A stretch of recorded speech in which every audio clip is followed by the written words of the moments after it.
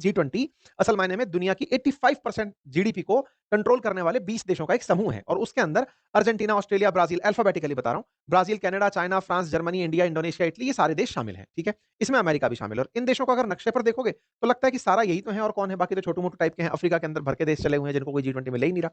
क्यों? क्योंकि यहां पर खेला किस बात का है? 85% जीडीपी का है। हालांकि 2/3 पॉपुलेशन भी यही लोग रखते हैं, तो ये जो 85% जीडीपी रखने वाले देश हैं, इनकी बैठक को G20 कहा जाता है। देखो, यहां पर कुछ इस तरह से है, पावर्स की बैठने की बातें हैं। जैसे G8 कहा गया जब 8 सबसे पावरफुल, G20 में से भी 8 पावरफुल देश बैठना शुरू हुए।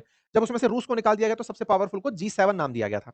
G7 हुआ, G8 हुआ, G8 के बाद G20 जिसके अंदर 20 दुनिया की पावरफुल देश बैठ जाएं। और आपको याद होगा ट्रंप ने इस बार एक नया टर्म यूज किया था, दैट इज G2।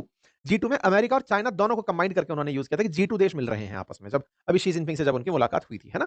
तो आप याद करिए इंडोनेशिया की G20 बैठक आपको याद होगी बाइडेन वाले कालखंड की, जब यूक्रेन की तरफ से बुलाया गया था जेलेंस्की को कि हम आएंगे और बोलेंगे। भारत ने मना किया था हम जेलेंस्की को नहीं बुलाएंगे, इस कारण से हमने पुतिन को भी नहीं बुलाया था। जेलेंस्की को इनवाइट करने के लिए बहुत प्रेशर था हमारे ऊपर अमेरिका की तरफ से कि उसको बोलने के लिए बुलवाओ।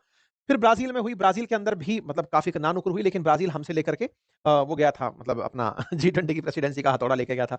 अब ब्राजील के बाद साउथ अफ्रीका में बैठक थी ये 2025 वाली। जनरली नवंबर दिसंबर में ही ये G20 की बैठक होती है हर साल, जहां वर्ल्ड के ये टॉप इकोनॉमीज के, टॉप पावरफुल कंट्रीज के लीडर्स आपस में मुलाकात करते हैं। इस बात का उद्देश्य था सॉलिडरिटी, इक्वालिटी और सस्टेनेबिलिटी, इसके लिए इस बार की मीटिंग थी। एजेंडा रखा गया था गरीबी बेरोजगारी से मिटने का, आईएमएफ, वर्ल्ड बैंक जैसी संस्थाओं में सुधार का।